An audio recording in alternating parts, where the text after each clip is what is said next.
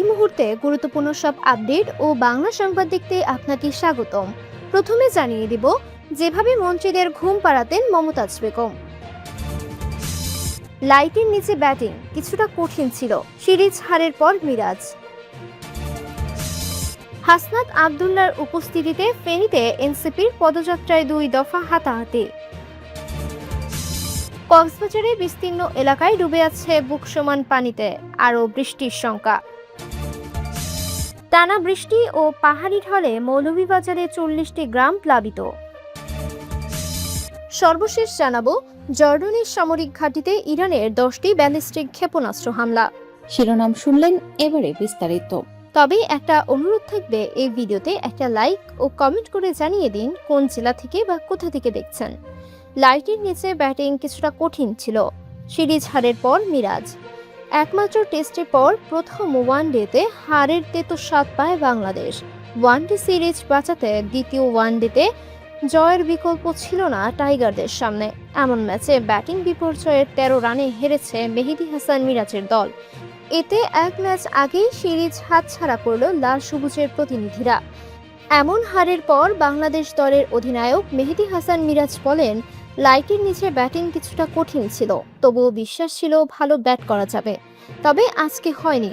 আমার মনে হয় আমাদের কিছু জায়গাতে উন্নতি করতে হবে, ভালো বোলিং করতে হবে যেন তারা জুটি করতে না পারে। ব্যাট হাতে তারা অনেক ভালো কিছু জুটি করেছে, আমরা আজ তাদের থামাতে পারিনি। বাংলাদেশকে হারিয়ে সিকিন্দার রাজা বলেন, আমাদের এই যাত্রাটা শুরু হয়েছে টি-20 বিশ্বকাপে। এরপর আমরা মোমেন্টাম ধরে রাখার চেষ্টা করেছি। ছেলেদের এখন বিশ্বাস আছে এমন ম্যাচ জেতা সম্ভব। 1 বছর আগে হয়তো এসব ম্যাচ আমরা হেরে যেতাম, তবে এখন সবাই মিলে ভালো খেলছে। তিনি আরো বলেন, 25-30 ওভার পর্যন্ত উইকেট কঠিন ছিল, এরপর ব্যাটিং সহজ হয়ে গেছে। আমরাও চেষ্টা করছি পার্টনারশিপ করার। আমার আরো ভালো করার সুযোগ ছিল, পারিনি। আশা করি পরের বার পারবো। হাসনাত আব্দুল্লাহর উপস্থিতিতে ফেনীতে এনসিপির পদযাত্রায় 2 দফা হাতাহাতি। জাতীয় নাগরিক পার্টির এনসিপির দক্ষিণাঞ্চলীয় দেশ করতে জুলাই জাগরণ কর্মসূচিতে কেন্দ্র করে ফেনীতে একদিনে 2 দফা হাতাহাতির ঘটনা ঘটেছে। বৃহস্পতিবার 9 জুলাই সোনাগাজী ও ফেনী শহরে এসব উত্তেজনার ঘটনা ঘটে। উভয় স্থানে এনসিপির দক্ষিণাঞ্চলের মুখ্য সংগঠক ও সংসদ সদস্য হাসনাত আব্দুল্লাহ সহ কেন্দ্রীয় নেতারা উপস্থিত ছিলেন। বৃহস্পতিবার বিকেলে 5টার দিকে সোনাগাজী উপজেলার চত্বরে পদযাত্রার উদ্বোধনী অনুষ্ঠানে প্রথম দফায় এই অপ্রীতিকর ঘটনা ঘটে। প্রত্যক্ষদর্শীরা জানান, মঞ্চে বসার আসন বিন্যাস এবং কর্মসূচি পরিচালনা নিয়ে স্থানীয় 2 পক্ষের কর্মীদের মধ্যে তর্ক বিতর্কে এক পর্যায়ে তারা হাতাহাতিতে জড়িয়ে পড়েন। এতে মঞ্চে সাময়িক বিশৃঙ্খলা সৃষ্টি হলে অনুষ্ঠান কিছু সময়ের জন্য স্থগিত রাখতে হয়। পরে সংসদ সদস্য হাসনাত আব্দুল্লাহ ও কেন্দ্রীয় নেতাদের হস্তক্ষেপে পরিস্থিতি শান্ত হলে সংক্ষিপ্ত আলোচনার মাধ্যমে পদযাত্রা শুরু হয়। এর আগে বিকালবেলা হাসনাত আব্দুল্লাহ ফুলগাজী উপজেলার আনন্দপুর ইউনিয়নে জুলাই আন্দোলনে নিহত ইশতিয়াক আহমেদ শ্রাবণের কবর জিয়ারত করেন। তিনি শহীদের পরিবারের সদস্যদের সঙ্গে সাক্ষাৎ করে সমবেদনা জানান। পদযাত্রা শেষে সন্ধ্যায় হাসনাত আব্দুল্লাহ ও কেন্দ্রীয় নেতারা ফেনী শহরে পৌঁছালে আবারও উত্তেজনা দেখা দেয়। সাংগঠনিক বিষয় ও কেন্দ্রীয় নেতাদের ঘিরে অবস্থান নেওয়া নিয়ে স্থানীয় 2 পক্ষের মধ্যে বাকবিতণ্ডা শুরু হয়, যা দ্রুতই হাতাহাতিতে রূপ নেয়। উপস্থিত নেতাকর্মীরা দ্রুত পরিস্থিতি সামাল দিয়ে উভয় পক্ষকে সরিয়ে নিলে পরিস্থিতি নিয়ন্ত্রণে আসে। উদ্বোধনী বক্তব্যে কেন্দ্রীয় নেতারা জুলাই আন্দোলনের চেতনা ধারণ করে গণতান্ত্রিক ও বৈষম্যহীন বাংলাদেশ গঠনে সবাইকে ঐক্যবদ্ধভাবে কাজ করার আহ্বান জানিয়েছিলেন। তবে বারবার এমন উত্তেজনার ঘটনায় দলের তৃণমূল পর্যায়ে শৃঙ্খলা বজায় রাখা নিয়ে প্রশ্ন দেখা দিয়েছে। কক্সবাজারে বিস্তীর্ণ এলাকায় ডুবে আছে বুক সমান পানিতে, আরও বৃষ্টির শঙ্কা। চলছে পাহাড় সমতলে টানা অতিবর্ষণ, ফলে কক্সবাজার জেলার নদীগুলোতে নেমেছে পাহাড়ি ঢল।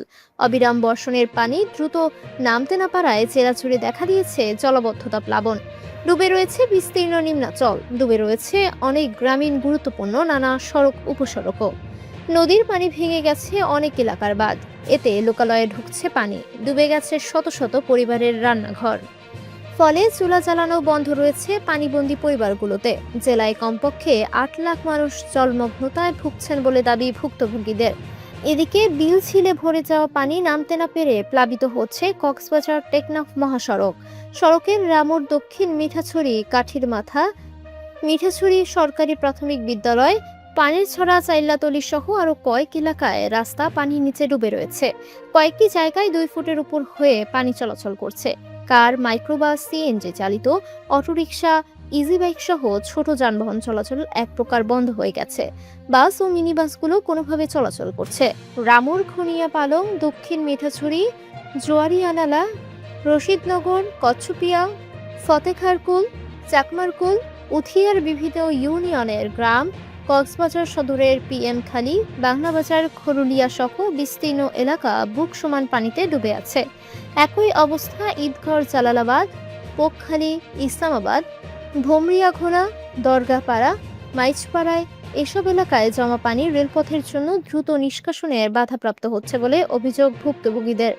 দক্ষিণ মিঠাছড়ির চেহলাতলির ফারুক আহমদ বলেন, উন্নত যোগাযোগের জন্য গড়া রেলপথ কক্সবাজারে দুঃখ হিসেবে ধরা দিয়েছে। আগে বিলে জমা পানি সবখান দিয়ে নদীতে পড়তো, কিন্তু রেলপথ করতে গিয়ে খুব কম সংখ্যক কালভার্ট তৈরি করা হয়েছে। তাও অপরিকল্পিতভাবে হওয়ায় নিচু এলাকার পানি নামতে বাধা পায়।